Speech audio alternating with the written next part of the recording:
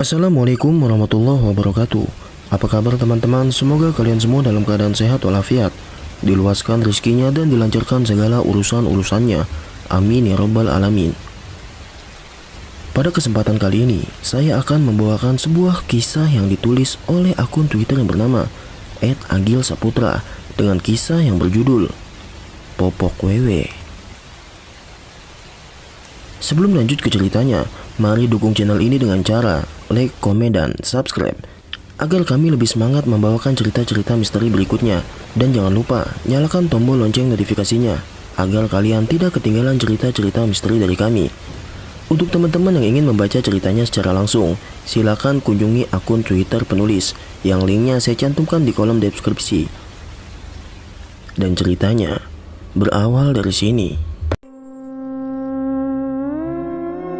Temanggung, tahun 1960-an. Di tahun itulah pasangan Minto Jayusman dan Sukarti menikah. Hidupnya sederhana, meski Pak Minto hanyalah seorang pegawai rendahan di PT Kereta Api dengan gaji yang pas-pasan. Namun mereka nampak bahagia menjalaninya. Bu Sukarti adalah penjual kerupuk lenteng di stasiun tempat Pak Minto bekerja. Dan disitulah mereka bertemu hingga akhirnya menikah. Tahun demi tahun berlalu dengan suasana yang itu-itu saja. Pak Minto yang tak kunjung naik pangkat dan Bu Sukarti yang masih menjajakan kerupuk lenteng di stasiun untuk bantu-bantu Mas Minto. Maklum, beliau juga bosan di rumah karena memang di usia pernikahannya yang sudah hampir sewindu ini, Pak Minto dan Bu Sukarti belum juga dikaruniai anak. Sedih memang, apalagi Bu Sukarti sebagai seorang wanita. Ia tentu menjadi pihak yang paling tertekan dan serba salah. Ia takut bila Pak Minto berpaling darinya. Tapi kenyataannya tidak. Pak Minto tetap setia dan sabar hingga keadaan pun berubah. Tepatnya di tahun 1973, stasiun kereta api Temanggung resmi ditutup. Keadaan itu tentu merubah hidup Pak Minto dan Bu Sukarti. Pak Minto dipaksa berhenti dari pekerjaannya. Namun untungnya dengan pesangon yang cukup lumayan. Sebenarnya ada kesempatan Pak Minto untuk dipindah kerjakan, yaitu di perpustakaan daerah. Namun katanya, karena suasana politik pasca kejadian 65 membuat Pak Minto tak mendapatkan kesempatan itu. Akhirnya, berbekal pesangon dan tabungan dari pekerjaannya yang dulu, Pak Minto dan Bu Sukarti mulai merintis bisnis berjualan sembako di pasar. Dengan tekad yang bulat, mereka sampai menjual rumahnya untuk membeli ruko di Pasar Rejo Amertani, pasar utama kota Temanggung. "Kita tinggal di ruko saja ya Bu, lagian kita kan cuma berdua." Begitu mungkin ucapan Pak Minto kepada istrinya. Mereka pun mulai menjalani bisnisnya dengan telaten. Meski di tahun-tahun awal mereka sempat merugi, tapi Pak Minto dan Sukarti tetap optimis dengan yang mereka jalani sekarang. Hingga sekitar 2 tahun sudah mereka menjalani bisnis ini yang mulai menanjak landai dan stabil sedikit demi sedikit. Langganan yang terus bertambah dan barang dagangan yang juga semakin banyak dan lengkap. Seiring dengan itu, keajaiban pun terjadi. Doa yang selama ini selalu mereka panjatkan setiap malam diijabah oleh Tuhan. Tepatnya di tahun 1975, Sigit Jayusman lahir, bayi laki-laki tampan dan sehat. Pak Minto dan Bu Sukarti tentu menyambutnya dengan penuh sukacita. Penantian mereka selama kurang lebih 10 tahun ini berakhir dengan lahirnya si mungil Sigit. Di bilik kamar yang tak besar di belakang kios ruko itu, Sigit dirawat hingga kurang lebih 4-5 tahun. Kemudian mereka pindah ke rumah pribadi Pak Minto dan Bu Sukarti yang berhasil mereka beli dari pundi-pundi laba yang terkumpul. Nyatanya, usaha mereka berkembang pesat. kios Pak Minto semakin luas dan bertambah dan bercabang ke tempat yang lain. Tahun 1980 sampai 81, dengan adanya Sigit, Bu Sukarti memutuskan untuk tak lagi banyak berkecimpung di usahanya. Beliau ingin fokus merawat dan menyaksikan tumbuh kembang anak sematawayangnya itu. Tanpa ia ketahui, ada sesuatu yang ternyata disembunyikan oleh Pak Minto. Sebenarnya semua berawal dari ucapan-ucapan acak dari sekecil Sigit. Waktu itu sering berbicara dengan sosok yang tak terlihat. Sigit juga sering tiba-tiba hilang di dalam rumah dan tiba-tiba kembali dengan mengatakan, "Aku tadi digendong sama Mbah Gandul, Bu." Begitu kata Sigit dengan cadel, seakan menggambarkan ia habis dari mana dan dibawa oleh siapa. Pada awalnya Bu Sukarti tak menaruh curiga dan menganggap itu hanya kejadian biasa. Namun setelah kejadian itu terjadi berulang kali, Bu Sukarti mulai waspada dan sesekali meminta Sigit untuk menceritakan siapa Mbak Gandul itu. Tapi Sigit seringkali tak mau menceritakannya, sampai akhirnya pada suatu hari Sigit kecil mulai bercerita. "Mbah Gandul itu siapa sih, Nak?" tanya Bu Sukarti pada Sigit. "Itu loh, Bu, nenek-nenek yang payudaranya panjang. Itu loh, yang sering duduk di pohon sawo," kata Sigit sambil menunjuk ke arah pohon sawo yang berada di belakang rumahnya. Mendengar itu, tentu Bu Sukarti tercengang. Terlebih lagi, pohon sawo itu sering diberi sesajen oleh Pak Minto yang notabene penganut aliran kepercayaan kejawen. Pohon sawo itu memang witabuk atau pohon yang mandul dan tak bisa berbuah meski sudah besar. Dan menurut kepercayaan kejawen kuno, pohon mandul itu diibaratkan sebagai perwujudan sebuah pengorbanan dan sering diberikan sesaji sebagai wujud penghormatan, karena konon kemandulannya itu untuk menyuburkan pohon atau tanaman di sekitarnya. Dan memang benar, pohon dan tumbuhan di sekitar pohon sawo itu sangatlah subur, seperti pohon durian, rambutan, dan lain-lain, terlihat subur dan selalu berbuah manis. Kembali ke cerita.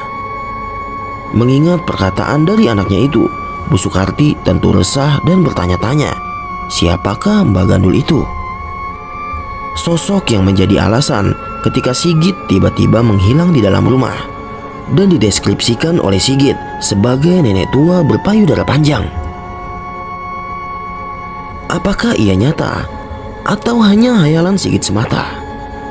Sebenarnya, kejanggalan ini sudah cukup membuat Bu Sukarti untuk menceritakan kepada suaminya Pak Minto. Namun entah mengapa, Bu Sukarti selalu sungkan untuk menceritakan kejadian-kejadian yang dikategorikan sebagai kejadian di luar nalar ini. Sampai akhirnya tiba di suatu sore di mana Sigit kembali menghilang. Kali ini Bu Sukarti yang agak sudah mempunyai firasat langsung bergegas menuju ke belakang rumahnya. Ya, menuju pohon sawo itu. Waktu itu hari sudah menjelang petang. Suasana sudah agak gelap. Dengan lentera kecil, ia berjalan mendekati pohon itu sambil memanggil nama anaknya. "Sigit! Sigit!" ucapnya pelan. Namun sahutan yang terdengar justru bukanlah suara Sigit, melainkan suara desisan gaduh dan gesekan daun dari pohon sawo yang kini berada di depannya itu. Sebenarnya mulai timbul rasa takut dari hati Bu Sukarti. Namun ini masalah anaknya. Dengan perlahan, Bu Sukarti mulai menaikkan lenteranya, menerangi sisi atas pohon itu. Dan seketika ia terpaku-kaku, menatap apa yang ada di atas pohon itu. Di ranting yang tidak terlalu atas, terjulur kaki yang keriput. Sosok itu tengah duduk berongkang kaki seraya tertawa mendesis. Pandangan Bu Sukarti tak bisa lepas dari sosok itu. Ia seperti terhipnotis dan entah bagaimana ceritanya, Bu Sukarti justru semakin mengangkat lenteranya untuk melihat sosok itu lebih jelas. Dan kini terlihat sudah seluruh wujud dari sosok itu yang semakin meringis seraya menggoyangkan tubuhnya. Sosok itu telanjang bulat, payudaranya menggelambir hingga hampir menyentuh mata kakinya. Bu Sukarti semakin terpaku dengan posisinya yang kini saling bertatapan dengan sosok itu. Sungguh rasa takut yang tidak bisa digambarkan bagi Bu Sukarti ketika melihat sosok itu. Dan untungnya Bu Sukarti kembali disadarkan oleh suara Sigit yang memanggil dari ambang pintu. "Mak!" ucap Sigit agak berteriak. Bu Sukarti langsung menjatuhkan lenteranya dan berlari menghampiri Sigit dan memeluknya. "Dari mana sih, Nak?" ucap Bu Sukarti seraya membawa Sigit masuk ke dalam rumah. Dan tak selang beberapa lama, Pak Minto pun pulang. Beliau sempat kaget ketika melihat Bu Sukarti sang istri yang tengah meringkuk di ruang tamu sambil memeluk Sigit. "Ada apa sih, Bu?" ucap Pak Minto seraya berjalan menghampirinya. Dan setelah dirasa cukup tenang, Bu Sukarti pun menceritakan hal itu kepada Pak Minto. Terlihat gelagat aneh dari Pak Minto setelah mendengar cerita dari istrinya itu. Walau saat itu Bu Sukarti masih belum terlalu menaruh curiga ataupun memahami sebab dari kejadian ini. Singkat cerita, malam pun tiba. Pak Minto, Sigit dan Bu Sukarti tengah berada di kamarnya untuk beristirahat. Di sini Sigit sudah terlelap. Begitu juga dengan Pak Minto, namun tidak dengan Bu Sukarti. Ia terlihat masih terjaga sambil memandangi langit-langit. Kembali ia mengingat kejadian sore tadi yang masih menetap hangat di kepala dan pikirannya. Ia yang mulai merasa takut terus mencoba untuk memejamkan matanya, walaupun itu sulit. Tapi akhirnya Bu Sukarti mulai agak terlelap. Namun tak selang beberapa lama, terdengar suara anak ayam yang berpindah-pindah seakan tengah mengelilingi rumahnya. Itu dirasa janggal bagi Bu Sukarti karena keluarganya sama sekali tak memelihara ayam. Mendengar itu, ingatan Bu Sukarti tentang mitos-mitos zaman dahulu mulai menyerang nalar dan logikanya. Namun ia masih mencoba untuk menempisnya, walau suara itu semakin lama semakin terdengar jelas dan seperti merangsek ke area dalam rumahnya. Bu Sukarti yang mulai ketakutan langsung menutup seluruh tubuhnya dengan selimut. Keringatnya bercucuran. Ia kini merasakan hawa yang sangat panas di dalam kamarnya. Hingga tak selang beberapa lama, perlahan suara anak ayam itu pun hilang dan tak terdengar lagi. Hawa di kamar itu terasa semakin panas saja dan tak seperti biasanya. Bu Sukarti yang tak tahan mulai memberanikan diri untuk membuka selimutnya. Namun sebelum sempat ia membukanya, tiba-tiba selimutnya terseret dengan sendirinya. Spontan Bu Sukarti langsung menjerit. Ternyata yang menyeret selimutnya itu adalah sosok yang tadi sore ia lihat di atas pohon sawo. Ya, sosok wanita tua telanjang itu. Pak Minto yang mendengar jeritan langsung terbangun dan melihat juga sosok wanita berpayudara panjang itu yang masih berdiri di tempat yang sama. Dan bersamaan dengan itu, Sigit yang juga tidur dalam satu ranjang itu pun terbangun. "Mbah Gandul," kata Sigit dengan polosnya. Sontak Bu Sukarti langsung memeluk anaknya dan menjauh ke sudut ranjang. Sementara mulai terlihat respon aneh dari Pak Minto. Ia memposisikan tangannya seperti layaknya menyembah dan berkata, "Jangan sigit, Mbah," ucap Pak Minto kepada sosok itu. Dan kini terlihat raut kemarahan dari sosok itu. Yang diduga kuat adalah Wewe Gombel. Sosok yang menyeramkan itu pun mulai berjalan mendekati Bu Sukarti yang meringkuk di sudut ranjang bersama Sigit. Melihat itu, Pak Minto langsung berlari dan membuka lemari yang berada di sampingnya. Pak Minto mengeluarkan selembar kain lusuh dari kotak kayu dan menggenggamnya. "Jangan sekarang, Mbah," ucap Pak Minto dengan nada tinggi sambil menunjukkan kain itu kepada sosok Wewe Gombel tersebut. Sosok itu menoleh ke arah Pak Minto, mengacungkan telunjuknya, berjalan mundur dan menghilang menembus tembok-tembok kamar. Bu Sukarti masih syok, tapi kecurigaannya kini tak terbendung setelah melihat dan mendengar gelagat suaminya tadi. Seketika ketakutannya berubah menjadi kemarahan. Ia langsung mencecar pertanyaan kepada suaminya itu tentang apa yang terjadi dan apa yang Pak Minto lakukan. "Oh, jadi kamu mau menumbalkan Sigit ya, Mas?" ucap Sukarti dengan nada meninggi. Mendengar itu, Minto hanya terdiam. Sesungguhnya ia tak bermaksud untuk menumbalkan Sigit, namun persekutuan inilah yang telah menjebaknya. "Tidak begitu, Bu. Ini masalah rumit," ucap Pak Minto yang sudah terpojok. "Percuma kaya, Mas, kalau tidak bisa merawat anak," ucap Bu Sukarti seraya menitikkan air mata. "Maafkan aku, Bu. Maksudku tidak seperti itu," ucap Pak Minto sambil memeluk istri dan anaknya. Sejak kejadian itu, Pak Minto menyuruh Bu Sukarti dan Sigit pergi ke Bantul dengan maksud untuk mengamankan diri di rumah orang tua Bu Sukarti. Sementara di rumah, Pak Minto mulai mempersiapkan cara untuk menggagalkan perjanjian ini. Pak Detura, kakak kandung Pak Minto, menjadi orang lain pertama yang diberitahu tentang persekutuan ini. Kebetulan beliau juga agak mengerti tentang hal-hal seperti ini. "Plak, kamu memang gila ya, Minto," ucap Pak Detura sambil menampar adiknya itu setelah mendengar cerita dari Pak Minto perihal perjanjian setan ini. "Mana popok wewenya?" ucap Pak Detura dengan kecewa. "Semoga ini bisa digagalkan, tapi kamu akan kembali miskin. Kamu mau?" ucap Pak Detura sambil menggenggam kain lusuh itu. Pak Minto tak bisa menjawab.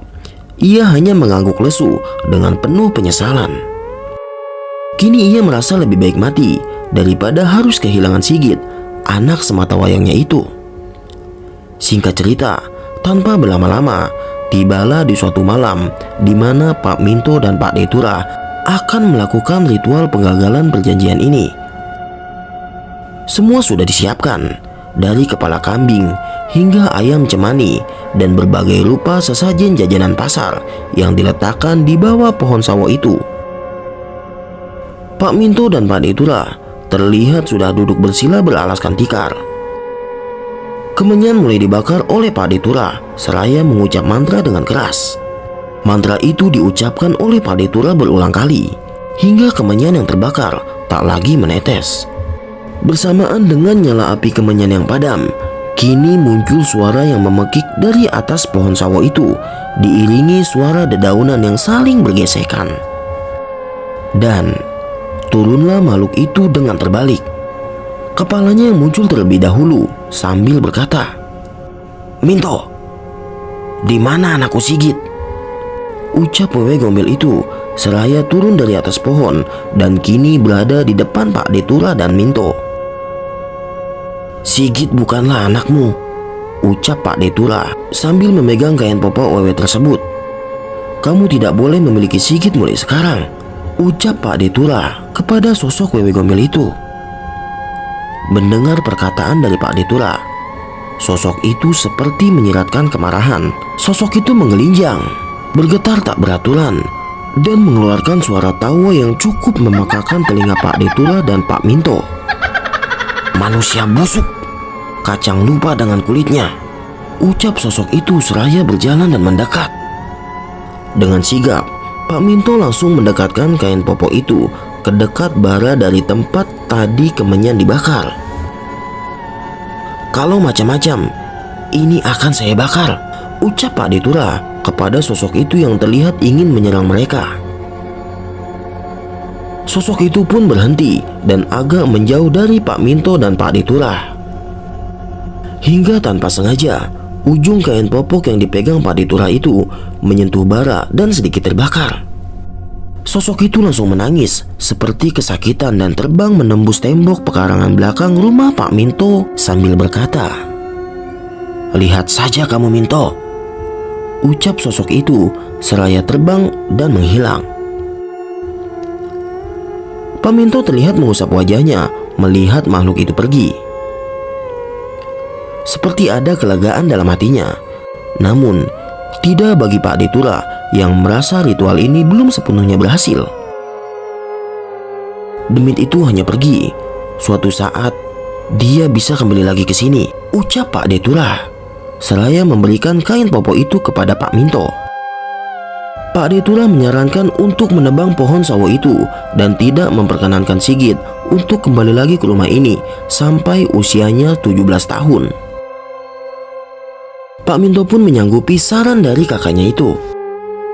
Hingga hari pun berlalu, Pak Minto menjual salah satu kiosnya untuk kehidupan Sigit di Bantul untuk 10 sampai 12 tahun ke depan. Sementara Pak Minto tetap berada di rumah itu untuk mengurus usahanya dan bolak-balik ke Bantul di setiap bulan atau minggunya. Sigit dan Bu Sukarti ibunya kini hidup di Bantul di neneknya untuk 10 sampai 12 tahun ke depan. Yang jelas hingga usianya menginjak 17 tahun. Semua ini dilakukan atas saran Pak Detura agar Sigit bisa aman dari sosok wewe gombel itu. Baru setelah dewasa, Sigit boleh kembali ke rumah ini karena konon wewe gombel tak akan menginginkan Sigit lagi karena wewe gombel hanya suka dengan anak kecil. Kisah ini masih akan berlanjut ke masa nanti Sigit sudah dewasa dan kembali lagi ke rumah masa kecilnya ini, di mana setelah puluhan tahun berlalu, Mbah Gandul, sosok wewe gombel itu kembali lagi untuk menagih rantai perjanjian yang ternyata belum sepenuhnya terputus.